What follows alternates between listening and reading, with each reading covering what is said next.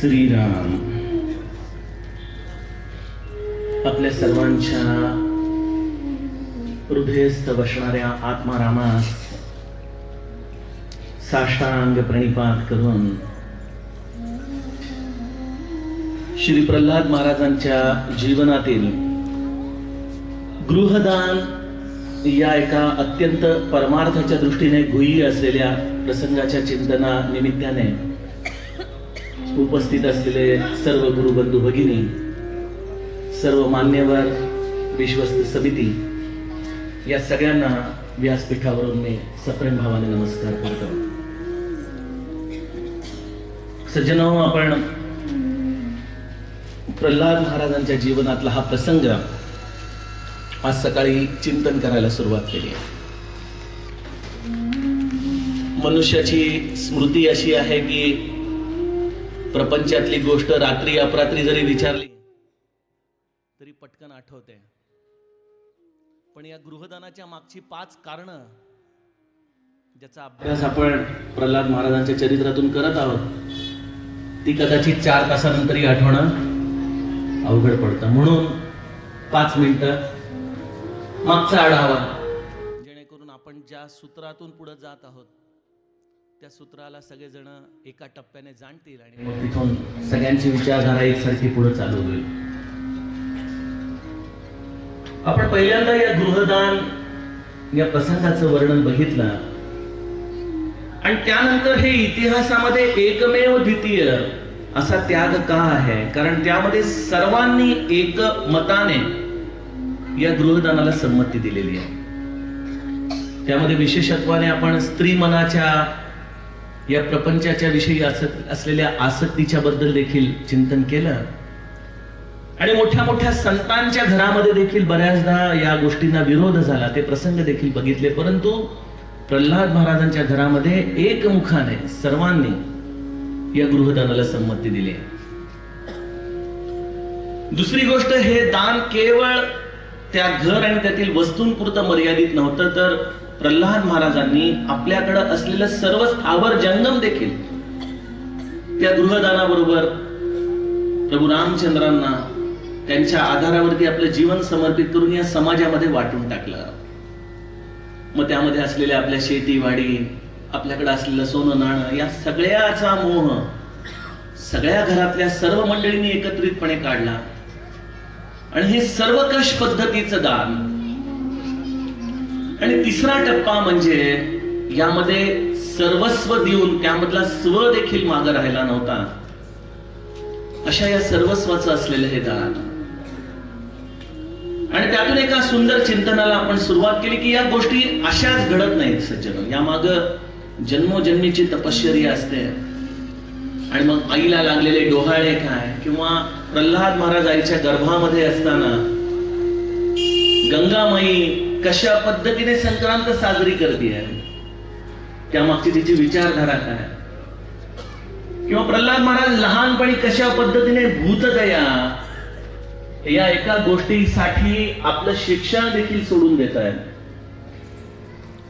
विवाहाच्या पश्चात सर्व काही समाज आणि धर्माला अनुसरून असूनही आपलं हे अस्खलित ब्रह्मचार्य आहे.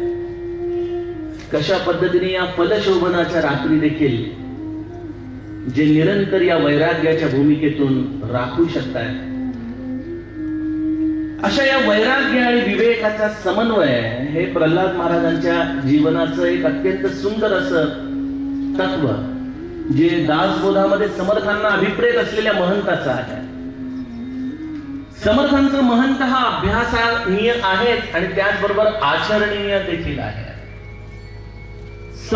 समर्थांनी या महंताला विवेक आणि वैराग्य या दोघांच्या आधाराने आपलं जीवन कशा पद्धतीने त्याने उभारावं, या समासाचं जर मूर्तिमंत उदाहरण बघायचं असेल तर ते प्रल्हाद महाराजांचं जीवन चरित्र आहे.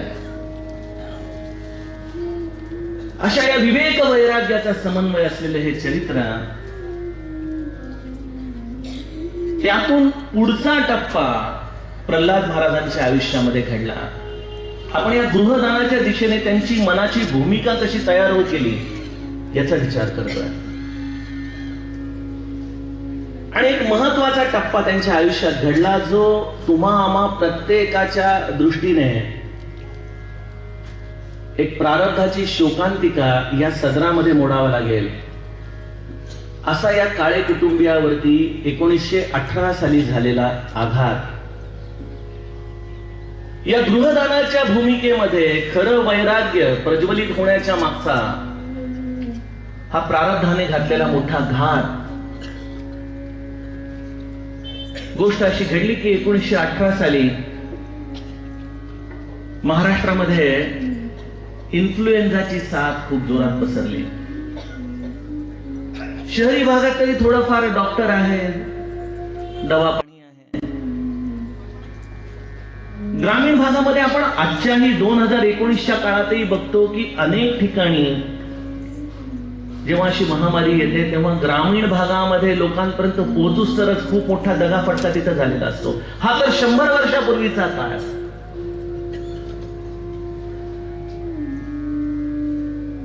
ज्या घरामध्ये नित्य अग्निहोत्र चालत आहे, ज्या घरामध्ये भगवंताचं अधिष्ठान आहे, ज्या घरामध्ये नित्य अध्यात्म श्रवण वाचन आहे, अशा घरामध्ये, अशा या काळे कुटुंबियांमध्ये, या साखर खेरड्यामध्ये जेव्हा या इन्फ्लुएन्झाच्या साथीने घर केलं, तेव्हा आमचे मुरील काका पोथीमध्ये लिहून ठेवतात ना, कोणी रंक सुटला ना, कोणी राव सुटला, कोणी राजा नाही, कोणी गरीब नाही, जो तो या साथीच्या कचाटीमध्ये येऊ लागला. आणि या काळे कुटुंबियातल्या 1 नाही, 2 नाही, 3 नाही, 4 लोकांना एकत्रितपणे या इन्फ्लुएन्झाच्या आजाराने पछाडला. कुटुंबाचे प्रमुख मुकुंद अण्णा म्हणजे प्रल्हाद महाराजांचे वडील, प्रल्हाद महाराजांचे मोठे बंधू, ज्यांना आपण वासुदेव म्हणतो किंवा बाबाजी म्हणतो, ते द्वितीय चिरंजीव मुकुंद अण्णांचे गोपाळ कृष्ण, आणि त्याचबरोबर धाकटे बंधू पुरुषोत्तम यांची पत्नी यमुना, असे एकत्रित कुटुंबातले हे 4 जण एकाच वेळेला या आजाराने पछाडले गेले. आपण बघा, घरामध्ये एक व्यक्ती आजारी असेल तरी देखील अख्खं घर त्याच्या सेवा शुश्रूषेमध्ये बांधलं जातं. आजच्या काळामध्ये आपण बघतो, कोणी घरातलं ऍडमिट जरी असेल तरी सगळी घराची घडी विस्कटून जाते. कधी एकदा ती व्यक्ती डिस्चार्ज घेऊन घरी येते आणि कधी पुन्हा एकदा नेहमीसारखं आपलं आयुष्य सुरू होतं. अशी वेळ प्रत्येकावरती येते. बघा, विचार करा, दवा पाण्यासाठी अगदी थोडीशी साधनं उपलब्ध आहेत. मनुष्य प्रामुख्याने भगवंतावरती, नशिबावरती हवाला ठेवून जगत आहे. आणि अशा वेळेला प्रल्हाद महाराजांवरती घराची सगळी जबाबदारी, या सगळ्या रुग्णांची सेवा करणं, ज्याला जे पाहिजे त्याच्या मागे धावत राहणं, या सगळ्या गोष्टी प्रल्हाद महाराजांवरती आकस्मिकपणे येऊन पडलेल्या आहेत.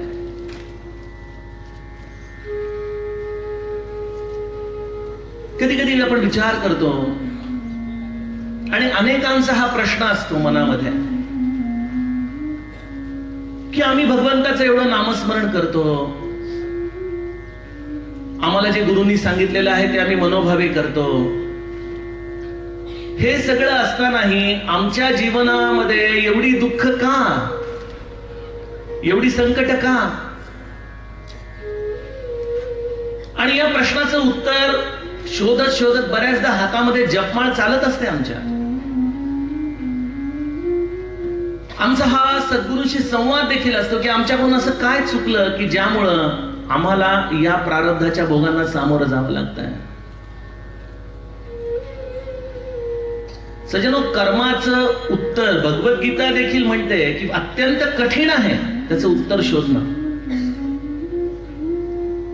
याला आपलं संचित म्हणा, प्रारब्ध म्हणा, परंतु याही पेक्षा पुढे जाऊन या संचित आणि प्रारब्धाच्या आधाराने आपले भोग स्वीकारणं हे देखील जीवाला अत्यंत अवघड जातं. आपण बघतो घरोघरी एक संवाद असतो, अहो आम्ही आजपर्यंत कोणाचंही काही वाकडं केलं नाही, मग आमच्याच बाबतीमध्ये हे सगळं का घडत आहे? हा प्रश्न आपल्यापैकी अनेकांना पडतो. या प्रश्नाच्या उत्तरांना शोधत राहत मनुष्याची साधना एका बाजूला राहते. बऱ्याचदा यातून तो परमार्थापासून देखील दुरावून जातो लांब. परंतु यावरती सर्व संतांनी एक अतिशय सुंदर उत्तर आपल्याला दिलेलं आहे. गरज आहे ते उत्तर स्वीकारण्याची. प्रारब्ध, संचित या सगळ्या गोष्टींच्या आधाराने जरी आपण या गोष्टींना स्वीकारताना घाबरत असलो, कारण की आपल्याला वाटतं की अरे माझी कर्म तर एवढी चांगली आहेत, माझं प्रारब्ध एवढं खडतर कसं असू शकतं, तर यामध्ये एकच उत्तर सर्व संतांनी आपल्याला दिले आणि तेच या सगळ्यांवरचं समाधान आहे. जीवनात घडणाऱ्या प्रत्येक गोष्टीला रामाची इच्छा म्हणून स्वीकारता येणं. त्याला ना प्रारब्ध म्हणायचं, ना त्याला प्राक्तन म्हणायचं, ना त्याला संचित म्हणायचं. माझ्या जीवनात जे जे काही म्हणून घडतंय ते रामाच्या इच्छेने घडतंय. आणि पुढचं वाक्य महत्वाचं आहे, आणि घडणारी प्रत्येक गोष्ट ही माझ्या अंतिम कल्याणाची आहे. हा दृढ विश्वास पाहिजे बघा. आणि परमार्थामध्ये बहुतांश लोक, आपण ते एव्हरेस्ट वर चढणारी लोक असतात ना बघतो, त्यांचे बेस कॅम्प्स असतात. एकदम कोणी थेट एव्हरेस्ट वर जात नाही. पहिले एक बेस कॅम्प, मग दुसरा, मग तिसरा, मग चौथा, असं करत करत त्यांना एव्हरेस्ट वर जावं लागतं. भगवंताचं दर्शन हे जर अंतिम आमचं स्थान धरलं, तर ह्या टप्प्यापर्यंत, ह्या बेस कॅम्प पर्यंत परमार्थाच्या पोहोचणारी खूप कमी लोक असतात, जे आपल्या जीवनात घडणाऱ्या प्रत्येक गोष्टीला भगवंताची इच्छा आणि ते माझ्या अंतिम कल्याणाचं आहे या सूत्राने स्वीकारायला शिकतात.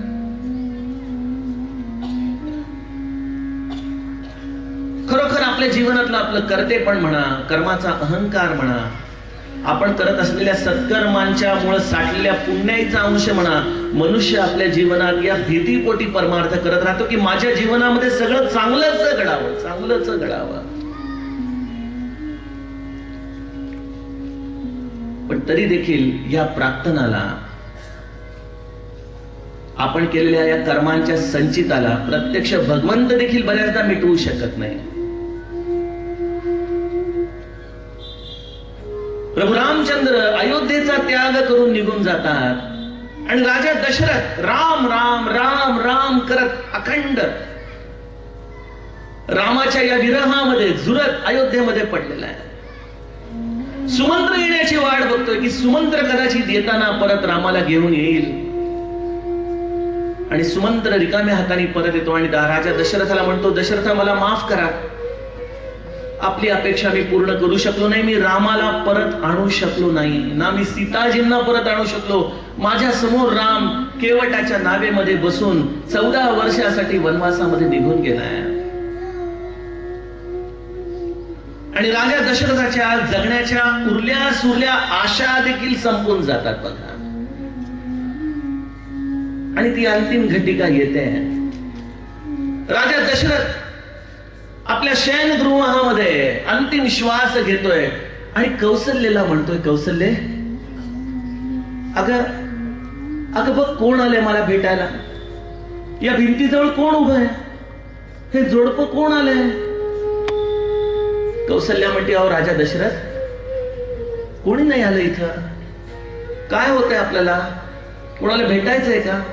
अगं असं काय करते, हे बघ हे अंध नवरा बायको म्हातारी दोघं उभेत माझ्या समोर भेटायला, कोण आहेत हे. आणि त्यावेळेला राजा दशरथाच्या समोर त्याचं कर्म येऊन उभं राहिलेलं असतं, श्रावण बाळाचे आई वडील येऊन उभे राहिलेले असतात. आणि मग राजा दशरथ कौसल्येला सर्व गोष्ट सांगतो की या तापस अंध असलेल्या या जोडप्याच्या एकुलत्या एका मुलाचा माझ्याकडून कसा चुकीने हत्या घडली. आणि त्यावेळेला तो श्रावण तडफडत त्या नदीच्या किनारी पडलेला, मी श्रावणाला म्हणतो की मी काय करू तुझ्यासाठी. तो म्हणतो माझ्या आई वडिलांना जाऊन सांभाळा, मी त्यांचा एकुलता एक मुलगा आहे. राजा दशरथ अत्यंत शांत पावलाने आई वडिलांची समजूत काढण्याचा प्रयत्न करतो, परंतु पावलांच्या गतीवरून देखील आई वडील ओळखतात की आपल्या श्रावणाच्या बाबतीमध्ये काहीतरी झालेलं आहे. आणि जेव्हा राजा दशरथ श्रावण बाळाचा आपल्याकडून झालेल्या या हत्येचा अपराध कबूल करतो, त्यावेळेला अत्यंत व्याकुळ होऊन ते आई वडील त्याला शाप देतात की ज्याप्रमाणे आम्ही आमच्या मुलाच्या विरहामध्ये आता देह ठेवू शकणार नाही, तुला देखील तुझ्या आयुष्यामध्ये हा क्षण अनुभवावा लागेल. आणि तेच श्रावण बाळाचे आई वडील राजा दशरथाच्या मृत्यूच्या समयी त्या शयनगृहामध्ये त्या भिंतीजवळ उभे आहेत. सज्जनो, सांगायचा उद्देश असा की प्रत्यक्ष ब्रह्म जेव्हा देह धारण करून मनुष्य रूपामध्ये येतं, तेव्हा त्या ब्रह्मस्वरूप असलेल्या भगवंताच्या बापाला देखील कर्म सुटत नाही. तर तुम्ही आम्ही काय गोष्ट आहोत, तुम्ही आम्ही काय गोष्ट आहोत. आपण का म्हणतो दररोज प्रसादाच्या वेळेला की सत्कर्म योगे वय घालवावे, सत्कर्म योगे वय घालवावे. कारण या सत्कर्मांचा अंशच आपल्या जीवनामध्ये आपला केवळ रक्षक आहे. अन्यथा तुम्ही नामस्मरण कराल आणि कर्माच्या आधाराने जसं पाहिजे तसं वागाल, तुमच्या जीवनामध्ये तुम्हाला या कर्माचे भोग फेडावेच लागणार, यात काही शंका नाही. या जन्मात नाही, पुढच्या जन्मी. आणि या जन्मामध्ये चांगलं करूनही जर काही भोग फेडावे लागत असतील तर हा मागचा बॅलन्स आहे. त्यामुळे महाराज म्हणायचे की जसं बँकेचे हप्ते फेडताना तुम्हाला आनंद वाटतो, अहो त्या स्कूटरसाठी घेतलेलं कर्ज आता फक्त 5 हप्ते राहिले ना, आता 4, आता 2, आता 1, चला आपली स्कूटर आता कर्जमुक्त झाली, बायको लगेच घरामध्ये शिरा करेल, आपलं कर्ज फिटलं बरं का, आनंद वाटतो तिला. महाराज म्हणायचे प्रारब्धाचे भोग देखील भोगत असताना आपण आपली अशी मनाची स्थिती ठेवावी की आपले हे हप्ते आपण फेडत आहोत. आणि हे फेडता फेडता ज्या वेळेला ते भोग संपतील त्यावेळेला खरा आनंद, खरं समाधान आपल्या मनाला होऊ लागेल. हा परमार्थ जगण्याचा प्रांत आहे सज्जनो. इथं जीवनामध्ये आपलं समाधान नावाची गोष्ट आम्हाला टिकवायची आहे. आपल्याकडं सगळ्यात बहुमूल्य गोष्ट काय आहे, मी आपणास विचारतो की अशी कुठली गोष्ट आहे की जी तुम्ही कुठल्याही स्थितीमध्ये परमार्थामध्ये घालवता कामा नये. ती गोष्ट एक आहे, तिचं नाव आहे आनंद. आनंद, आनंद, आपलं समाधान. हा तुमचा स्वतःचा स्वधर्म आहे की कुठल्याही परिस्थितीमध्ये माझा आनंद, माझं समाधान मी भंगू देणार नाही. हा खऱ्या अर्थाने परमार्थामध्ये मुरल्याचा खूण आहे. आणि प्रल्हाद महाराजांचा परमार्थ किती मुरला आहे, जणू काही ह्याचा कस त्या 1918च्या इन्फ्लुएन्झाच्या साथीत लागलाय की घरामध्ये वडिलांचं बघावं तर थोरला भाऊ आहे, थोरला भावा बघावं तर मधला भाऊ आहे, मधल्या भावाला सांभाळायला जावं तर धाकटी आपल्या भावाची बायको आहे, आपली बहिणी आहे. आणि अशा वेळेला इथं दवा पाणी नाही, दररोज रामाचा तीर्थ अंकारा लावावा, जप करावा, त्यांना सांत्वना द्यावी, जे काही दवा उपलब्ध असेल त्याच्यावरती उपचार करावा. आणि याही सगळ्या स्थितीमध्ये स्थितप्रज्ञासारखे प्रल्हाद महाराज, आपण म्हणत स्थितप्रज्ञ होणं म्हणजे भावना शून्य होणं का हो? आपल्या कर्तव्य निभावत असताना देखील त्या परिस्थितीमध्ये जो आपल्या कर्तव्यांना महत्व देतो आणि अंतःकरणामध्ये त्या भावना गिळायला शिकतो, त्याचं नाव स्थितप्रज्ञ असतं बघा. भावना शून्य होणं म्हणजे स्थितप्रज्ञ नाही.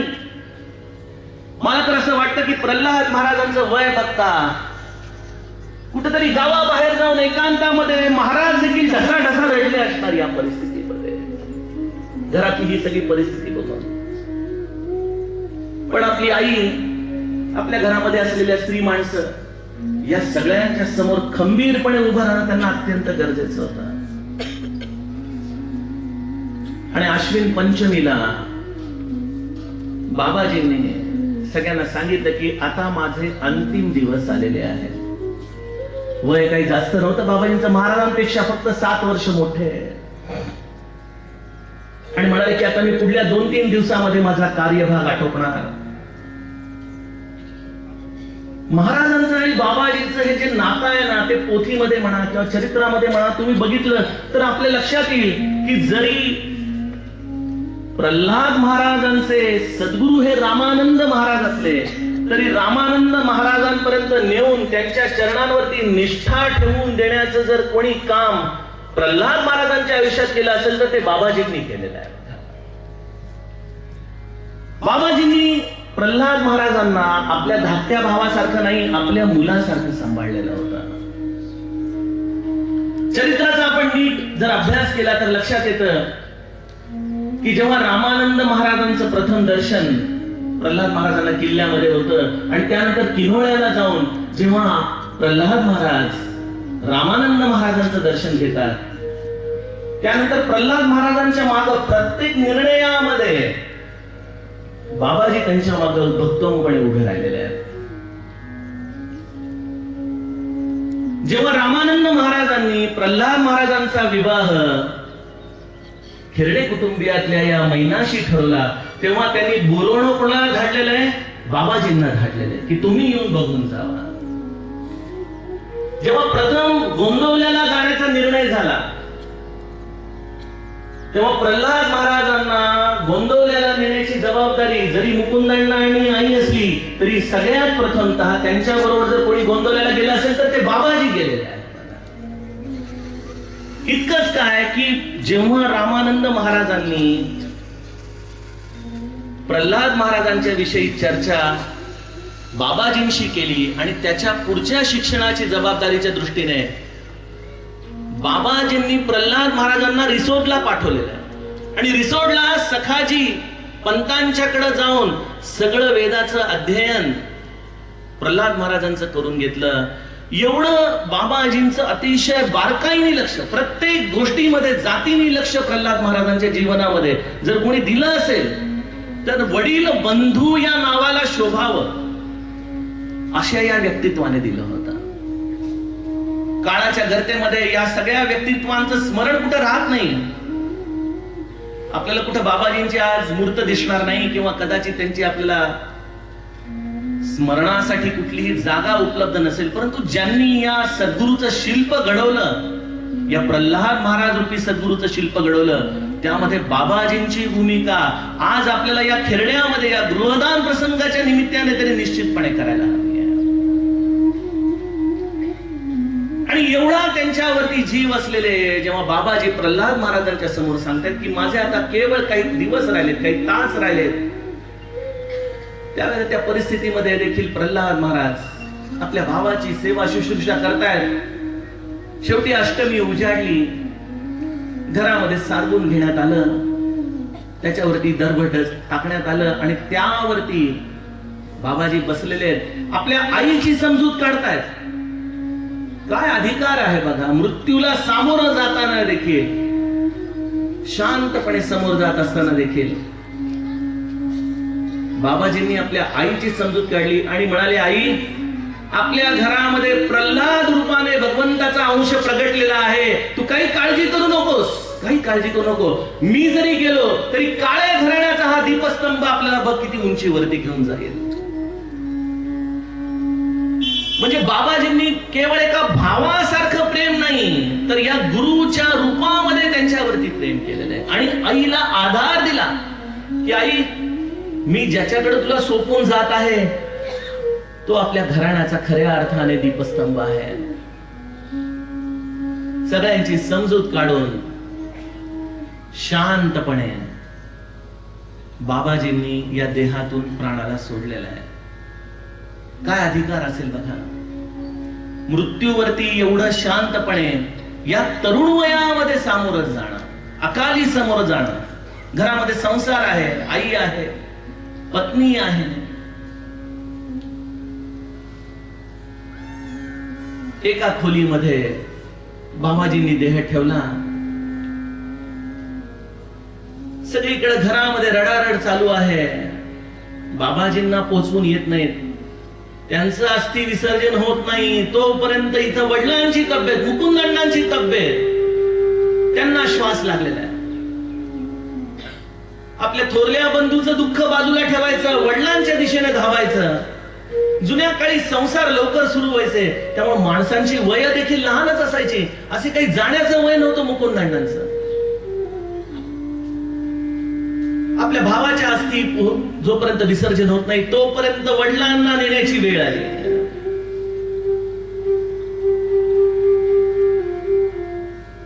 ज्या मुकुंदांडांच्या मुळे अग्निहोत्र मिळालं, ही सर्व प्रकारची वेद संपन्न कर्म ज्यांच्यामुळे मिळाली, ज्यांच्या संस्कारामुळे वेदाध्ययन प्राप्त झालं, अशा पुण्यांशाचे हे चिरंजीव स्थितप्रज्ञतेने आपल्या वडिलांचा देखील अंत्यसंस्कार करतायत. प्रारब्धाने आता तरी थोडासा खेळ कमी करावा ना. कुठेतरी आता तरी स्वतःला या घराण्यापासून थोडस लांब न्यावं, पण नाही.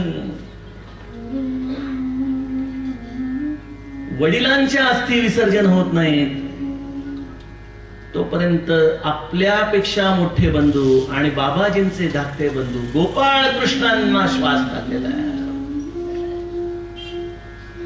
काय घरामध्ये परिस्थिती असेल सज्जन, विचार करा. कोणाच्याकडे, शत्रूच्याकडे देखील अशी वेळ येऊ नये, अशी वेळ आपल्या शत्रूंच्या घरामध्ये आलेली आहे. कोणाचा परमार्थ टिकेल अशा परिस्थितीत? कोण म्हणेल घडतंय ते सर्व काही रामाच्या इच्छेने घडतंय आणि माझ्या अंतिम कल्याणाचं आहे, स्वीकारण्याची ताकद आहे?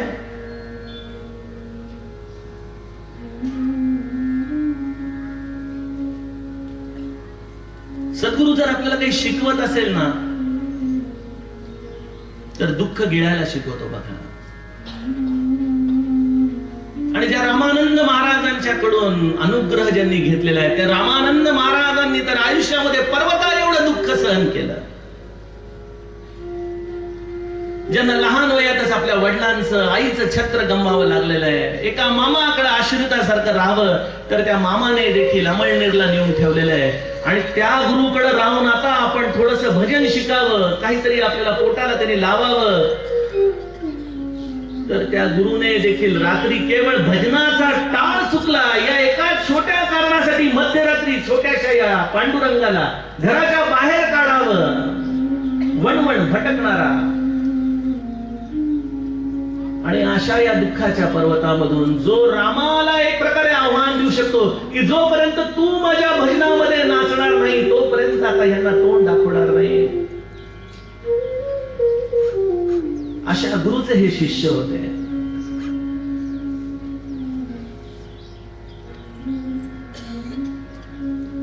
आपल्यापेक्षा मोठ्या भावाचा अस्थि विसर्जन करत नाही तोपर्यंत धाकट्या वहिनीने देखील प्राण सोडला. यमुना देखील पुरुषोत्तमाची पत्नी, तिने देखील प्राण सोडला. एका आठवड्यामध्ये घरातले 4 लोक एका पाठोपाठ एक असे प्राण सोडून चाललेले. कोणाला आवरायचं, कोणाला सावरायचं? आई गंगाबाईच्या डोळ्यातले तर अश्रू थांबत नाही. स्वतःचं कुंकू पुसलं गेलं, आपली 2 मुलं गेली, आपली 1 सून गेली, आपल्या 2 भावांच्या पत्नींना सांभाळायचं, आपल्या स्वतःला सांभाळायचं, कसं सांभाळायचं? आणि अशा वेळेला जेव्हा लोक सांत्वनाला यायचे, शांतपणे बसलेले प्रल्हाद महाराज, कोणी जर सांत्वना करायला आलं तर फक्त एकच म्हणायचंय, आपण सगळे कठपुतली आहोत, सूत्रधार राम आहे, त्याला जसं नाचवायचं तसं तो नाचवतो, आपण त्याच्या तालावरती फक्त नाचत राहायचं, एवढंच आपल्या हातामध्ये आहे.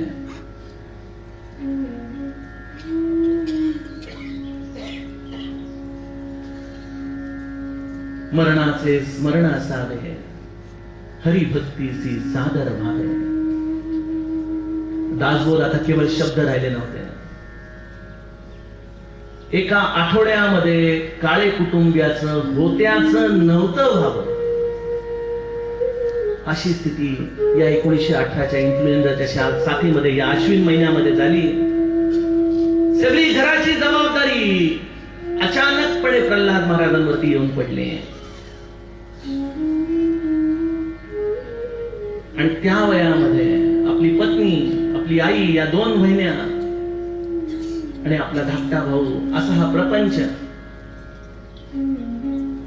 आणि त्यातून अंतरंगामध्ये निर्माण झालेलं हे वैराग्य, त्यातून निर्माण झालेला हा अनुताप, या मनुष्य जन्माची खरी शोकांतिका आपल्याला सांगू लागला की आपण कशाला ग्राह्य धरून चाललेलो आहोत, कुठल्या श्वासाला ग्राह्य धरून चाललेलो आहोत. आज आम्हाला ज्या ज्या गोष्टींचे आधार वाटतात, ते आधार खरंच आहेत का त्या सावल्या आहेत? आज मी तुम्हाला प्रश्न विचारतो की आज माझ्याकडे अशी कुठली गोष्ट आहे की ज्या आधारावरती मी भविष्याचा विचार करून अत्यंत स्वतःला सुरक्षित समजू शकेन? माझ्या बँकेतला पैसा, माझ्याकडे असलेलं सोनं नाणं, माझी असलेली उत्तम तब्येत, यापैकी कुठलीही गोष्ट खरंच आम्हाला सुरक्षित करू शकते का? मी आपल्याला घाबरू इच्छित नाही, परंतु भगवत भजनाला जो आम्ही विलंब लावत आहोत, भगवंताचं भजन आता म्हातारपणी करायची गोष्ट आहे. आता तर तरुणपण आहे, आनंद घ्या. आता तर मध्यम वय आहे, प्रपंच नीट करा. अरे आता तर म्हातारपण आहे, नातवंडांशी खेळायचा वेळ आहे, कुठं देवधर्माला वेळ आहे? असं करत करत करत मनुष्याला कधी ती आयुष्याची अंतिम घटिका समोर येईल याचा त्याला खरंच कधी पत्ता लागतो का? आणि या मरणाच्या स्मरणातून सज्जनो, भगवंताच्या नामाला एक विशेष ताकद प्राप्त होते. बघा, त्या नर्मदा प्रदक्षिणेमध्ये एक साधू, त्यांच्याबद्दल असं लिहिलं जातं की ते नेहमी सकाळी उठल्यानंतर आपल्या पायाच्या अंगठ्यावरती दगडाने फटका मारायचे. फटका मारला की त्यातून रक्ताची धार लागायची आणि मग नामस्मरण करत करत करत करत अख्खा दिवस घालवायचे. दुसऱ्या दिवशी सकाळी उठलं की पुन्हा एक फटका, चालायचं. विचारलं की म्हणतात की कुठेतरी देहव्याधी असली, कुठेतरी कळवळा असला की नामस्मरण चांगलं जोरात होतं म्हणाले. आम्हाला दुपारी 12चं भोजन 12:30 झालं तरी अर्धा तास अजून जप करा म्हटलं तरी कसतरी होतं, होय की नाही? सज्जनो, आपल्याला कुठल्याही परिस्थितीमधून भगवंताचं स्मरण ठेवण्यासाठी हा कळवळा यायला पाहिजे. आयुष्यामध्ये अशी परिस्थिती आपल्यापैकी कोणावरही येऊ नये अशी मी श्री महाराजांच्या चरणी प्रार्थना करतो. असा प्रसंग कोणावरही येऊ नये. भगवंत देखील तो प्रसंग झेलणारी व्यक्ती कोण आहे त्याची ताकद बघूनच त्याच्या आयुष्यात असे प्रसंग घालत असतो. पण भगवंताच्या नामाला ती काकुळती येण्यासाठी आयुष्यामध्ये हा अनुताप अत्यंत गरजेचा आहे. आपण सगळेजण विष्णू सहस्रनाम म्हणतो. ओम विश्वम विष्णुर्वषट्कारो, इथून सुरुवात करतो सगळेजण म्हणायला. पण कधी आपण असा विचार केलाय का की हे विष्णू सहस्रनाम कोणी म्हटलंय, कधी म्हटलंय, कुठल्या अवस्थेत म्हटलंय, याचा कधी विचार केलाय? महाभारतामधला 18वा पर्वाचा भाग जर आपण अभ्यासला तर तिथं धर्मराज युधिष्ठिर कुरुक्षेत्रावरचं हे सगळं युद्ध जिंकून हस्तिनापूरच्या गादीवरती बसलाय आणि शेजारी श्रीकृष्ण बसलेले आहेत. आणि धर्मराज श्रीकृष्णाला पृच्छा करतोय की जसा आपण अर्जुनाला बोध दिला त्याप्रमाणे मला देखील राजधर्म सांगा, मी कशा पद्धतीने राजधर्म निभावू. एकदा प्रश्न विचारलाय श्रीकृष्ण मौन, दुसऱ्यांदा प्रश्न विचारलाय श्रीकृष्ण मौन. थोड्या वेळाने धर्मराजाचं लक्ष श्रीकृष्णाकडे जात आहे. डोळ्यातून अश्रूंच्या धारा वाहत आहे श्रीकृष्णाच्या. तो म्हणाला, काय झालं? अरे कोणीतरी उत्तरायण लागण्याची वाट बघतंय. चल, तुला जो खरा अर्थाने राजधर्म शिकवेल त्याच्याकडे मी घेऊन चालतो. आणि तिथं भीष्म पितामह अस्थिपंजर या बाणांच्या शय्येवरती पहुडलेले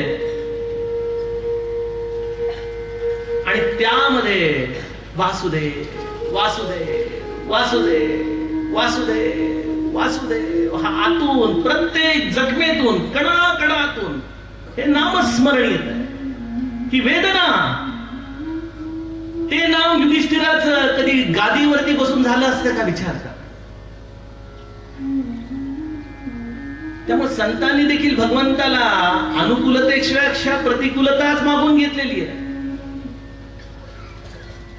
आम्हाला तर ही विचार करण्याची देखील अवस्था नाही की कशा पद्धतीने कुंती भगवंताला म्हणते की मला दुःखच दे, कारण की दुःखामध्ये तुझं स्मरण चांगलं होत आहे. अनुतापे तुझे जाहिले राहले स्मरण, झाला वमन हा संसार. हे अनुतापातूनच वमन घडू शकतं. आणि मग श्रीकृष्ण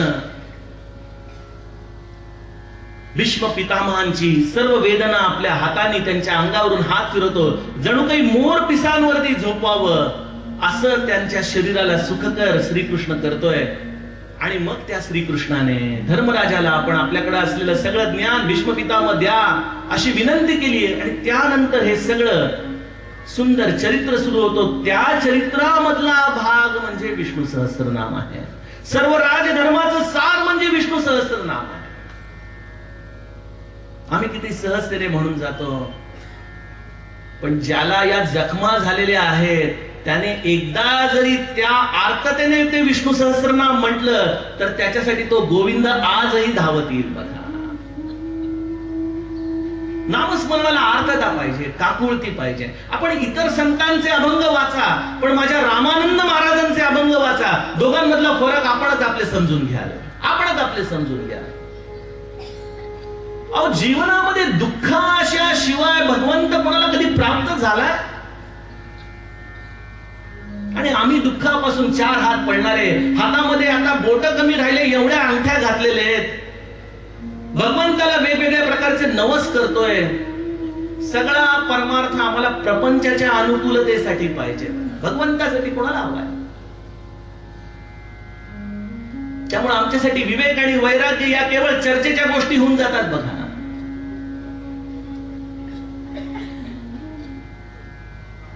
जीवनाच्या दुःखांना ज्यांना भगवंताकडे वळवता येतं त्याला हा परमार्थ लवकर साधतो. लक्षात घ्या, सांगायचा उद्देश आहे आपल्या जीवनातल्या दुःखांपासून घाबरू नका, त्यालाच ऊर्जा करून टाका परमार्थाची. आजच्या काळामध्ये कचऱ्यापासून देखील ऊर्जा निर्मिती होते. जीवनातलं दुःख जर कचरा असेल तर त्याची ऊर्जा वापरा परमार्थामध्ये भगवंताकडे जाण्यासाठी. दुःख दूर कर असं भगवंताला आपण कधीही सांगू नये. त्या दुःखामध्ये मला तुझं आठव दे, तुझं नाम दे. आणि मग बघा, एक माळ जप देखील तुमच्या जांभया देत केलेल्या 100 माळांपेक्षा मोठं ठरतं. भगवंताचं स्मरण काकुळतीने व्हायला पाहिजे, आतून व्हायला पाहिजे, या अनुतापातून व्हायला पाहिजे. आणि ते 1 वर्ष प्रल्हाद महाराजांचं अत्यंत अनुतापाने स्मरण झालेलं आहे, काकुळतीने स्मरण झालेलं आहे. आणि या स्मरणाचा हा 5वा टप्पा जेव्हा प्रल्हाद महाराजांचा पूर्ण झाला, हे खऱ्या अर्थाने परमार्थाचं शिक्षण त्यांचं पूर्ण झालंय. आणि मग या टप्प्यावरती जेव्हा रामानंद महाराजांनी वैराग्याचा बोध दिला की ही सगळी गृहासक्ती, ही सगळी प्रपंचाची आसक्ती हाच आम्हाला रामाच्या प्राप्तीमधला मोठा अडथळा आहे, हा जेव्हा बोध त्या दिवाळीच्या पश्चात खिरण्यामध्ये रामानंदांनी दिला, तेव्हा इतर सगळे विद्यार्थी हे अजून त्या शाळेमध्ये प्रवेशच घ्यायचे होते, त्या शाळेमधला एकमेव विद्यार्थी या बोधासाठी पात्र होता आणि त्यांचं नाव होतं प्रल्हाद महाराज. त्यामुळे सज्जनो, मला कोणीतरी सांगत होतं की या गृहदानाच्या निमित्ताने कित्येक लोक आपल्या स्वतःचं देखील गृहदान करणार आहेत. ठीक आहे, करा, आपली इच्छा आहे, पण संतांच्या गोष्टींची नक्कल करू नका. माझं एवढंच आपल्याला सांगणं आहे. त्याच्या मागची सगळी भूमिका, त्याच्या मागचं सगळं शिक्षण, त्याच्या मागची मनोभूमिका समजून घेतली आणि त्या पद्धतीने काहीही न देता जरी आपण त्या भावनेने जरी आपल्या घरात राहिलो तरी देखील आपल्या जीवनामध्ये आपण ते प्राप्त करू शकता. आणि मग गृहदानाचा तो क्षण आपण आज सकाळी अभ्यासला. महाराज घराच्या बाहेर पडले, राम मंदिरामध्ये जाऊन बसले. राम मंदिरामध्ये देखील लोक प्रपंचाच्याच वस्तू त्यांच्याकडे घेऊन येतात. अहो, हे आमच्याकडून भांडी ठेवा, आमच्याकडून हे ठेवा, आमच्याकडून ते ठेवा. महाराज म्हणतात, अरे ते घेण्यासाठी म्हणून मी बाहेर पडलो का? अनेक लोक नाहीतर म्हणतात की आजच्या काळामध्ये बुवा होणं हा लो इन्व्हेस्टमेंट धंदा चांगला आहे ना, काहीच करता येत नाही, बुवा होऊन जा. ते आपण बघतो ना, मोठे मोठे आश्रम 5 स्टार आश्रम मानलेले असतात. मग या संतांचं वैराग्य कसं ना मोजायचं? आपल्याला काही कोणाला दोष देण्याचं गरज नाही, पण आपण ज्या सत्पुरुषाचे आहोत, आपण ज्या सद्गुरूंचं चिंतन इथं करत आहोत, त्यांच्या चरित्रातून तुम्ही छोटे छोटे बारकावे तर अभ्यासा. की लोक जेव्हा येत आहेत की अहो तुम्ही सगळं दिलं, मग हे ठेवा, हे ठेवा, हे ठेवा. महाराज म्हणायचे गोंदवल्याचे की एकदा एक मनुष्य असाच प्रपंचाला कंटाळून घरातून बाहेर पडला. म्हणाला प्रपंचात काही अर्थ नाही. वनामध्ये गेला, म्हणाला आता इथं जप करू, पण मला जप करण्यासाठी काहीतरी आडोसा पाहिजे. मग 4 खांब मांडले लाकडाचे, तोडले, त्याला झावळ्या लावल्या, झोपडी केली, सारवून घेतलं. म्हणाला आता काहीतरी पोटा पाण्याचंही केलं पाहिजे जपाच्या आधी. मग एक चूल बांधली. म्हणला तर चूल बांधली, काहीतरी भांडी कुंडी म्हणून जाऊन गावातून भांडी घेऊन आला, लोकांकडून थोडी भिक्षा मागून धान्य घेऊन आला. हे सगळं करत असताना जप राहिला एकीकडेच. आणि दुसऱ्या दिवशी आता भिक्षेला जाताना विचार केला, अरे बापरे, जर कोणी पळवून नेलं तर काय करता, म्हणून एक कुलूप आणलं आणि त्या झोपडीला कुलूप घातलं. महाराज म्हणाले, वनात येऊन झोपडीला कुलूप घालायचं होतं तर घरामध्ये काय भरलं होतं? तिथं राहून जप केला असं तर काय बिघडलं असतं? आपण अशा नक्कल करून वैराग्य आणू शकत नाही.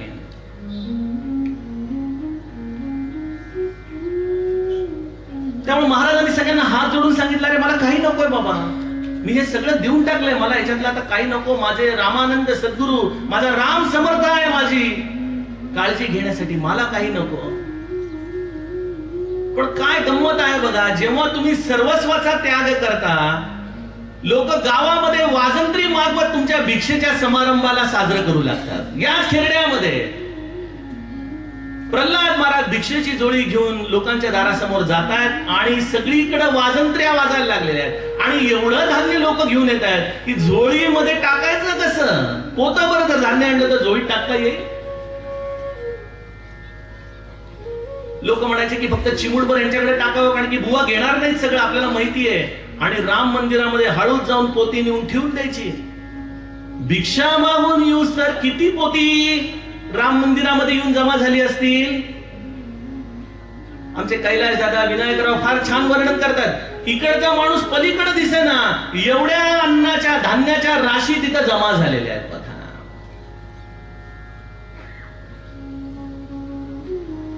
ही गंमत आहे प्रपंचाची, की जिथं आपण पै पै वाचवून आपल्याला वाटत असतं की प्रपंच आपण करतोय, पण जेव्हा त्या पै पैला आपण सोडून देतो, आशा सोडून देतो, तेव्हा तीच रास बनून आपल्या मागे लागते. आणि ही वस्तुस्थिती आहे. आपल्यापैकी ज्यांना परीक्षा घ्यायची असेल त्यांनी जरूर करून बघा. तुम्हाला एक साधा नियम सांगतो प्रपंचामध्ये. तुम्ही आज ज्या गोष्टीचा खूप हव्यास करताय ना, उदाहरणार्थ घ्या की तुम्हाला पैसा खूप हवाय, ठीक आहे, पैशासाठी तळमळताय, तडफडताय, आणि तो काही केल्या हाताला लागत नाही. उद्यापासून त्याचा तुम्ही दुस्वास करायला सुरुवात करा. नको म्हणायचं, मला नको नको नको नको नको, मनापासून म्हणायचं, मनापासून म्हणायचं. करून बघा दुस्वास. व्यासपीठावरून त्यांच्या साक्षीने सांगतो, तो हात धुवून तुमच्या मागे लागतो. प्रपंचाची गंमत आहे. पण तिथं तुम्हाला मनापासून वमन झालं पाहिजे त्याचं, नकोय मला, नकोय नकोय.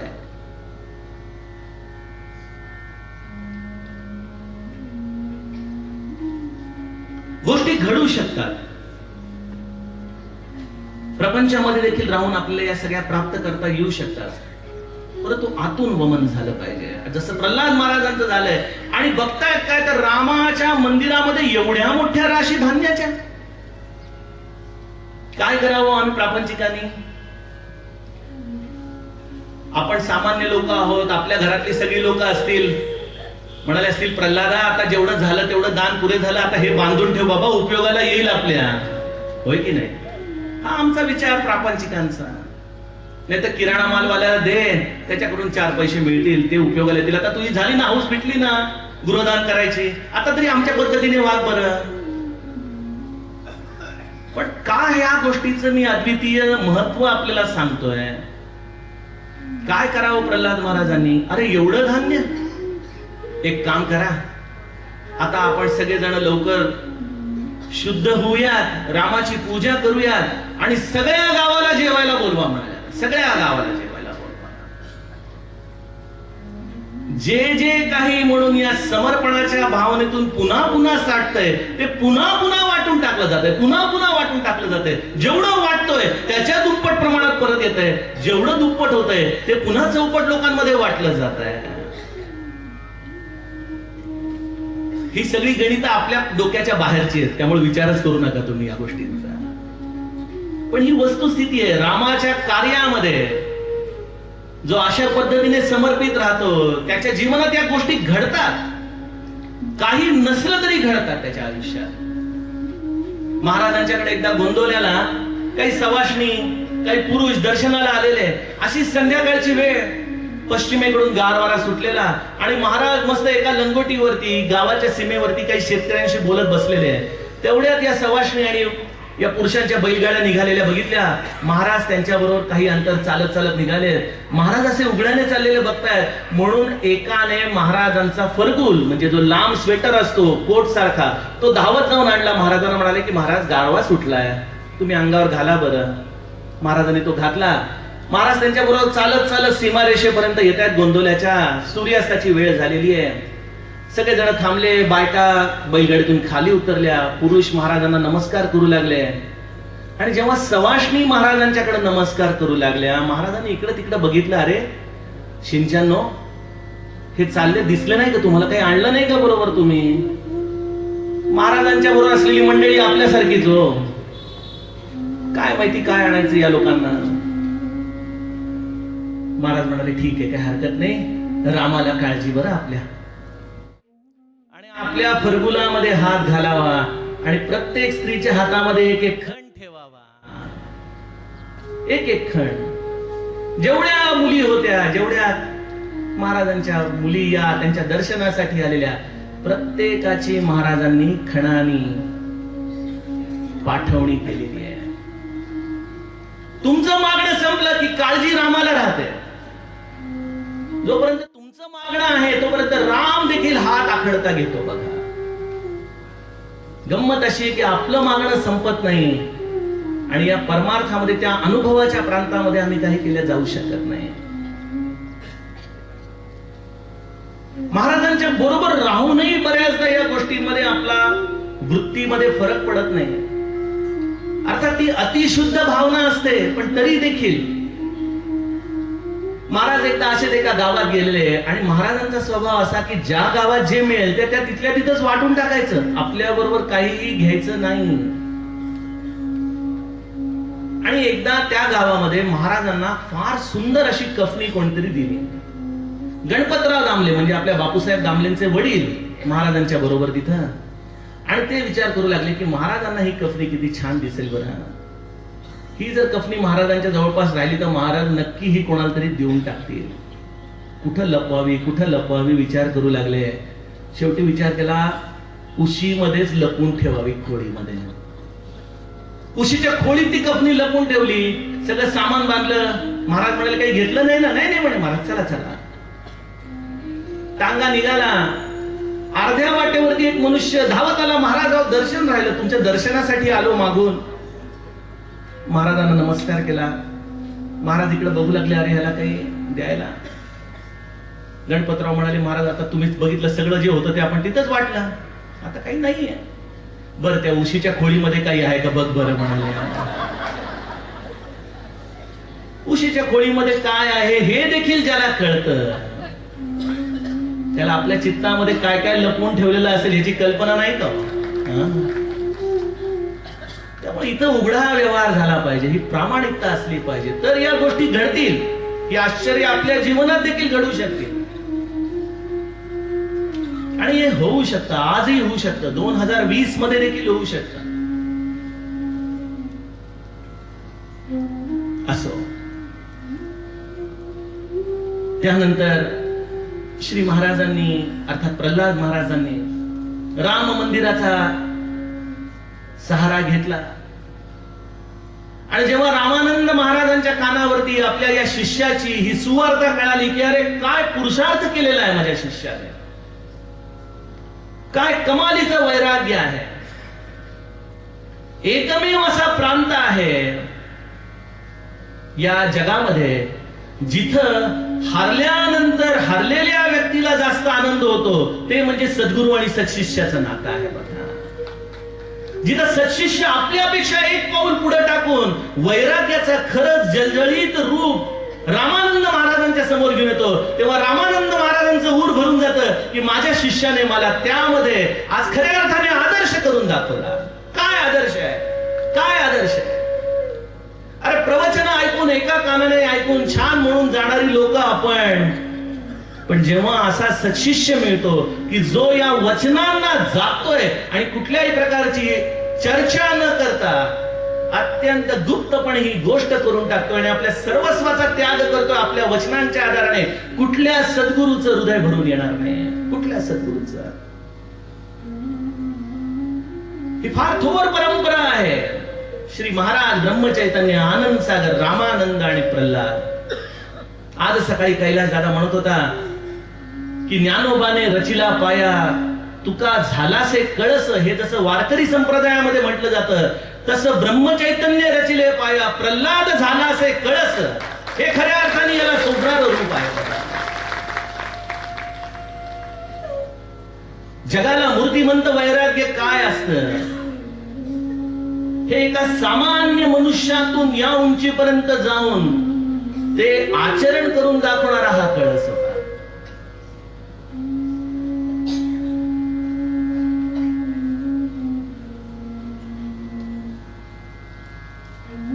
प्रल्हाद महाराज त्यानंतर राम मंदिरामध्ये राहिले. रामानंद महाराज भेटायला आले. अत्यंत प्रेमाने त्यांनी प्रल्हाद महाराजांना जवळ घेतलं. गुरु शिष्याची भेट झाली आणि आपल्या शिष्याने केलेल्या या कार्याचा खरोखर रामानंद महाराजांना आपल्या हृदयामध्ये आनंद झाला होता. पण तरी व्यवहाराच्या दृष्टीने हे सर्व काही जाणणारा हा संत रामानंद महाराजांनी प्रल्हाद महाराजांना सांगितलं की आपल्याकडे बाई माणसं आहेत आणि आपल्याला ही सगळी साधन शुचिता ठेवायची असती, तेव्हा असं रामाच्या मंदिरामध्ये राहणं ठीक नाही. म्हणून मग मला वाटतं हिरवेकरांचा वाडा, तिथून मग आणखीन गोविंद त्यांचा एक वाडा, नंतर एक दस्तकींचा वाडा, असे लौकिक अर्थाने घर बदलत बदलत बदलत शेवटी या गोविंद रामानंद या आपल्या मंदिरापर्यंतचा प्रवास आणि मग इथं शेवटपर्यंत जो प्रल्हाद महाराजांचा निवास झालेला याचे आपण सर्वजण साक्षी आहातच.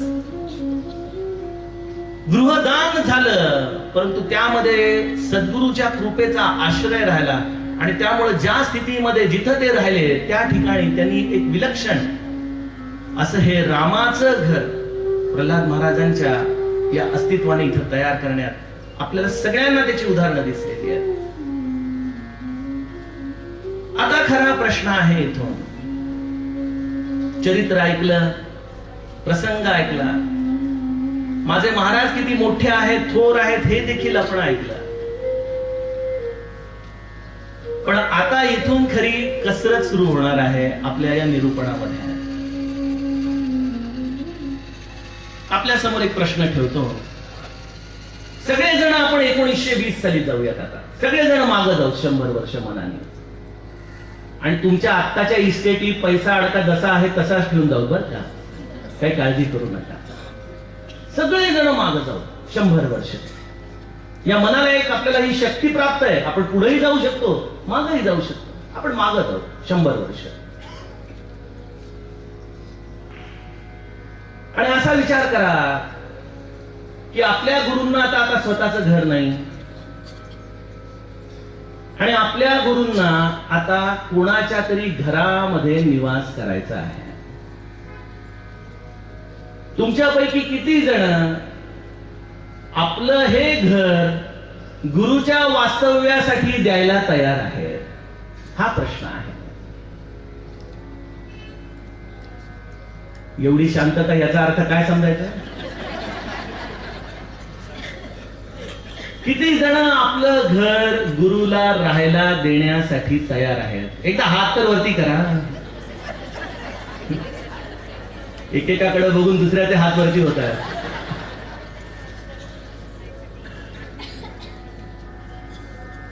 आपण घर देणार म्हणजे काय देणार हो?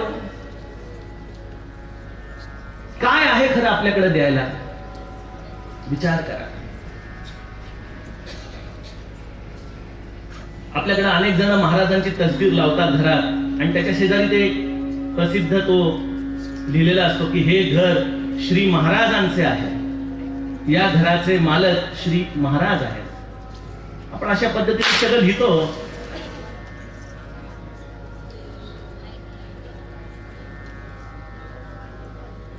ठीक आहे ना सगळं?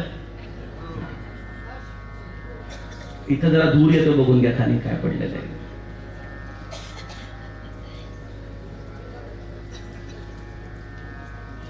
आपण सगळेजण या घराचे मालक श्री महाराज आहेत असं लिहितो सगळेजण.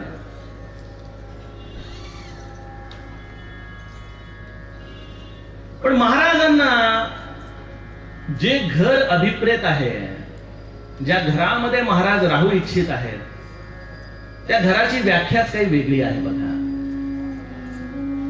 मी जेव्हा चरित्र नीट बघत होतो पोथीमध्ये, तेव्हा बघा ज्या रामानंद महाराजांचा पहिल्यांदा इथं मुक्काम झाला साखरखेर्ड्यामध्ये, जेव्हा रामानंद महाराज किन्होळ्याला होते आणि किन्होळ्यावरून स्वारी लोणीला चालली होती सखाराम महाराजांच्या दर्शनासाठी, त्यावेळेला प्रल्हाद महाराजांच्या विनंतीवरून रामानंद महाराज पहिल्यांदा खेरड्यामध्ये आले. आता रामानंद महाराज हे प्रल्हाद महाराजांचे गुरु, म्हणजे त्यांची स्वतःची शुचिता, त्यांचं वैराग्य, त्यांचं स्वतःच राहण्याच्यासाठी लागणारं घर, याचा विचारच आपण केलेला बरा. पण जेव्हा रामानंद महाराज खेरड्यामध्ये आले, तेव्हा ते एक नाही, दोन नाही, तर पूर्ण महिनाभर प्रल्हाद महाराजांच्या, अर्थातच बाबाजींच्या विनंतीवरून काळे कुटुंबियांच्या घरामध्ये राहिलेले आहेत. संत आपल्या घरामध्ये राहावा, संताला आपलं घर आपलं वाटावं, यासाठी घराचे जे नियम आहेत त्या नियमांनी परिपूर्ण असं घर काळे कुटुंबियांचं होतं खेरड्यामधलं, जिथं दररोज नित्य अग्निहोत्र चालत होतं, श्रौत होतं, जिथं सर्व प्रकारचे परमार्थाला पोषक असे संस्कार होते, जिथलं अन्न हे भगवंताला अर्पण करून प्रसाद रूपाने ग्रहण केलं जात होतं, जिथं सर्व प्रकारची साधन शुचिता होती, असं हे काळे कुटुंबियांचं घर रामानंद महाराजांनी उगीच निवडलं असेल का तिथं राहायला? ते तिथं राहिले 1 महिना. आणि त्यामुळे जेव्हा आपण अत्यंत प्रेमाने म्हणतोय की महाराज तुम्ही माझ्या घरामध्ये राहा, मी माझं घर तुम्हाला अर्पण करायला तयार आहे, त्यावेळेला नेहमी हे रामानंद महाराजांचं उदाहरण आपण लक्षात ठेवलं पाहिजे की माझं घर प्रल्हाद महाराजांच्या निवासासाठी अनुकूल आहे का? अनुकूल आहे का? आपण म्हणाला हो आमच्याकडे छान खोली आहे, वेगळी गाद्या गिरद्या आहेत, आम्ही सर्व प्रकारचं त्यांची स्वच्छता, त्यांना जसं पाहिजे तशी अनुकूलता देऊ शकतो. तर अशा वेळेला आपण माझा प्रश्नच नीट समजून घेतला नाही. घर हे सोन्या नाण्याने मढवलेलं असावं की नसावं? घरामध्ये काय असावं की ज्याच्यामुळे संत आपल्या घरामध्ये येऊन राहील, या प्रश्नाचा अर्थच आपण नीट समजून घेतला नाही. अहो हे संत जर या सोन्या नाण्याच्या गोष्टींनी आकृष्ट झाले असते, तर मी कधी कधी विचार करतो की रामानंद महाराज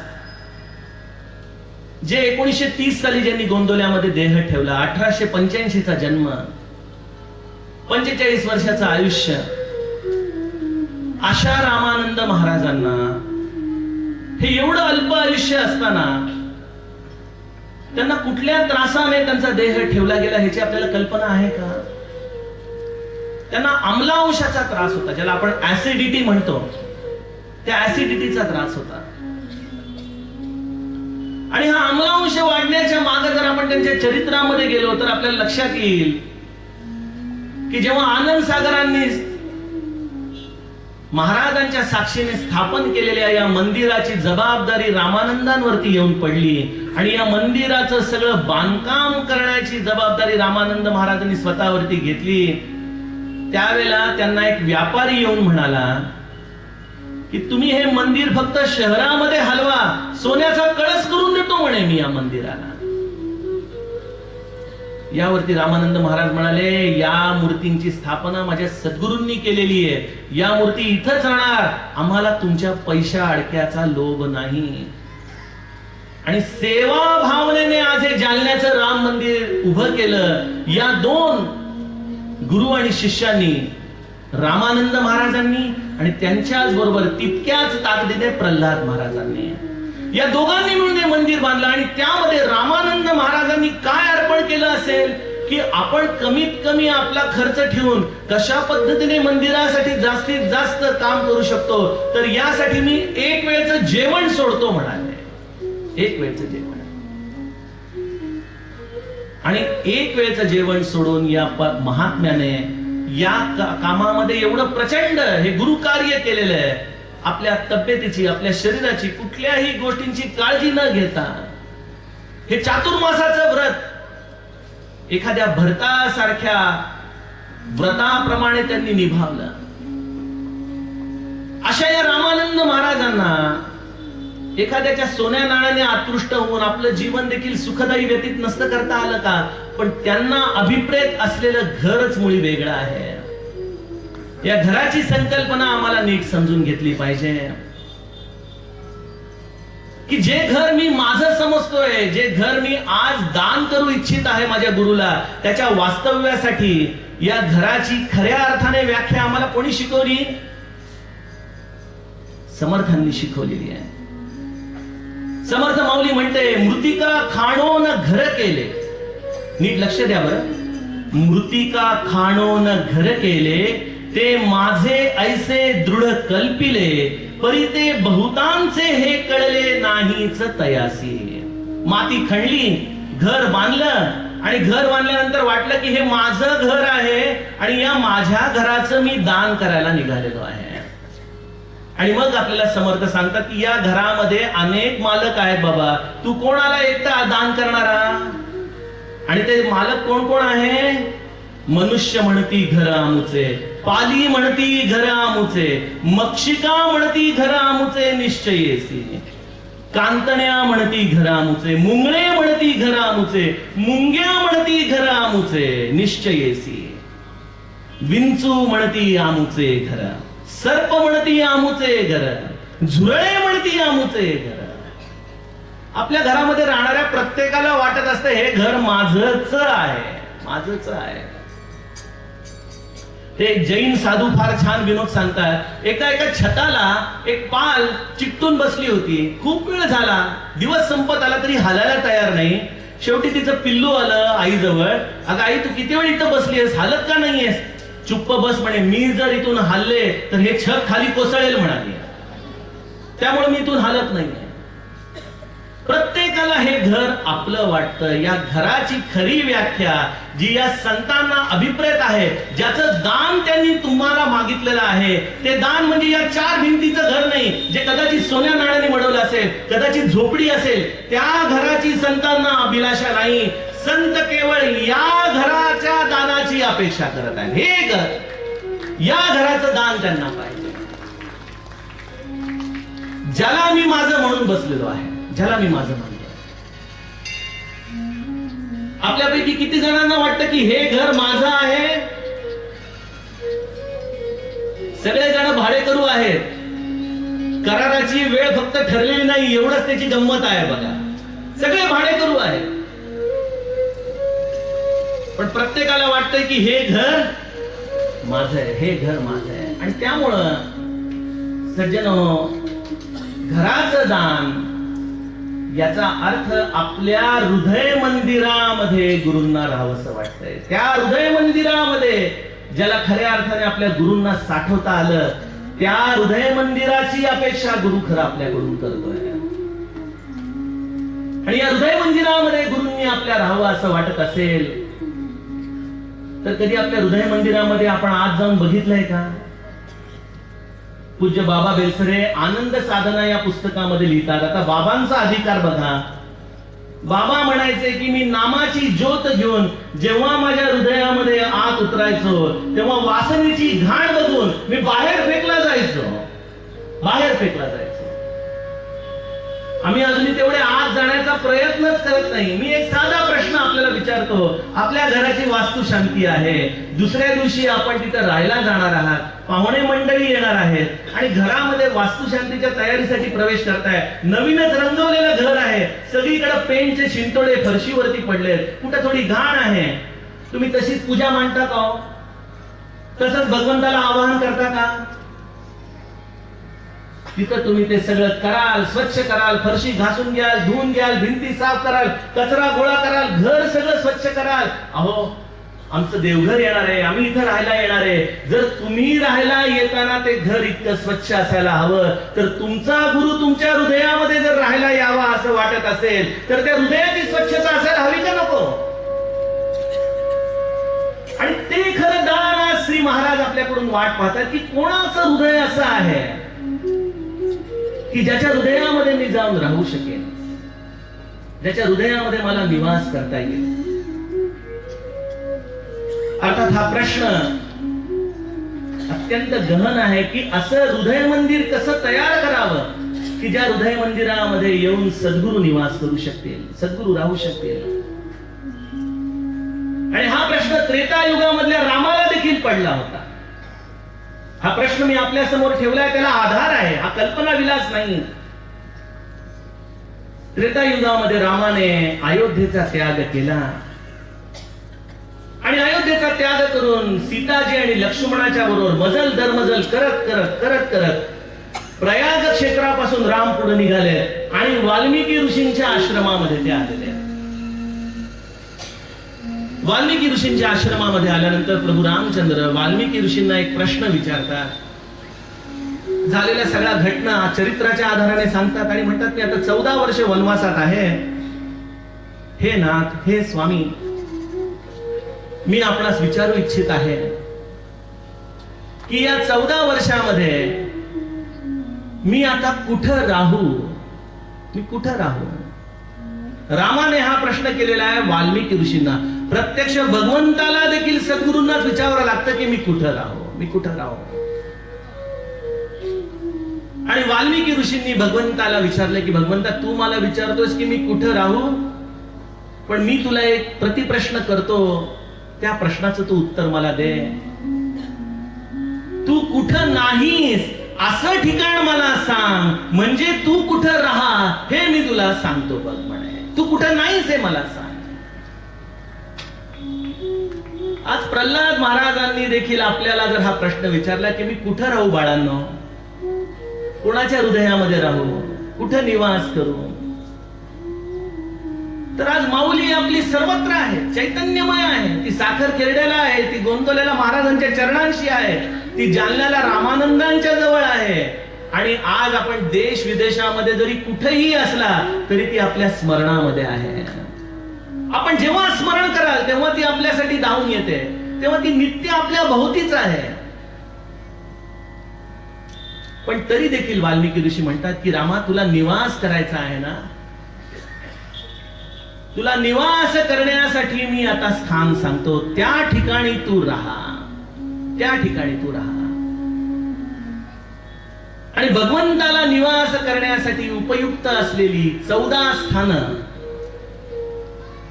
वाल्मिकी ऋषींनी रामाला सांगायला सुरुवात केली. सज्जनो, हेच या घराचं चित्त शुद्धी करण्याची प्रक्रिया आहे की ज्याचं चित्त अशा पद्धतीने शुद्ध होत जातं त्याच्या हृदय मंदिरामध्ये सद्गुरू निवासाला येतात. बघा, त्याच्या हृदयात या सद्गुरूंचं अधिष्ठान हे तुम्हाला विशेषत्वाने दिसू लागतं. आणि जर आपल्याला खरंच मनापासून असं वाटत असेल की सद्गुरूंनी आपल्या हृदय मंदिरी वसावं, तर ही चित्त शुद्धीची प्रक्रिया या गृहदानाच्या निमित्ताने विशेष आगत्याने आपण श्रवण करा आणि त्याप्रमाणे आपल्या जीवनामध्ये आपण कृती करायला लागूया. वाल्मिकी ऋषी रामाला त्याच्या निवासाची स्थानं सांगू लागतात की रामा तू कुठं निवास कर, कुठं निवास कर, कुठं निवास कर.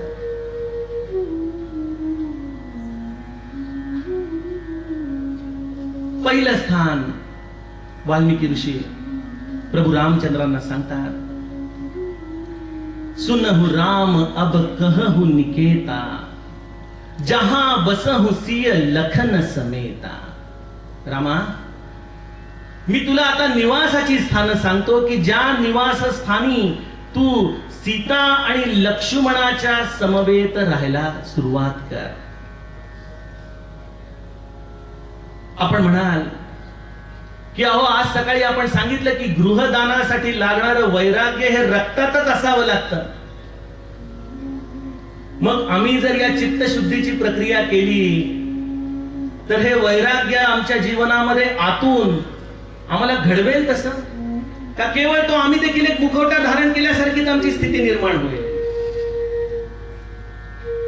सज्जनो, संतांची संगत जर केली ना तर आपल्या रक्ताचे देखील असलेले गुणधर्म ही सत्संगती बदलून टाकते. बघा, आपल्या रक्तामध्ये असलेल्या या विषयांची आसक्ती देखील या संतांची संगत बदलवून आपल्याला या परमार्थाच्या विषयी लागणारी वृत्तीची व्यापकता निर्माण करून देते. त्यामुळे या संतांचा बोध, या संतांची संगती हे आपल्याला वृत्तीचं वैराग्य आणि विवेक या सगळ्यांचं मिश्रण आपल्या जीवनामध्ये निर्माण करून देते. पण त्यासाठी काय गरज आहे, काय केलं पाहिजे, हे 14 स्थानं, या 14 प्रक्रिया आपल्याला जीवनात प्रल्हाद महाराजांचं आपल्या हृदयामधलं निवासस्थान तयार करून देईल.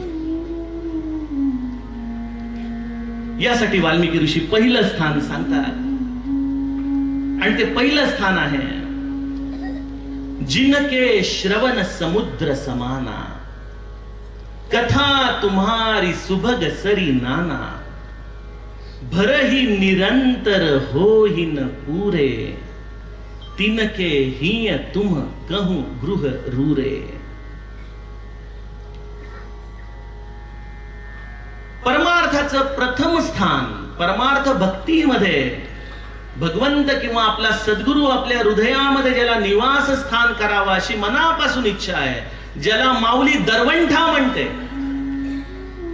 उंबरठा म्हणते आपल्या घराचा, या परमार्थामध्ये सज्जनो जर सगळ्यात महत्वाचं चित्तशुद्धीचं स्थान कुठलं असेल तर ते स्थान वाल्मिकी ऋषी सांगतात की ज्याचं श्रवण, रामा, ज्याचं श्रवण समुद्रासारखं आहे. समुद्रासारखं म्हणजे कसं, भरही निरंतर हो ही न पुरे. समुद्राला गंगा येऊन मिळते, यमुना मिळून मिळते, वेगवेगळ्या नद्या येऊन मिळतायत, नर्मदा येऊन मिळते. कधी समुद्राच्या इथं बोर्ड लावलाय का हो आता हाऊसफुल आहे, पुढची नदी माझ्याकडे येऊ शकत नाही.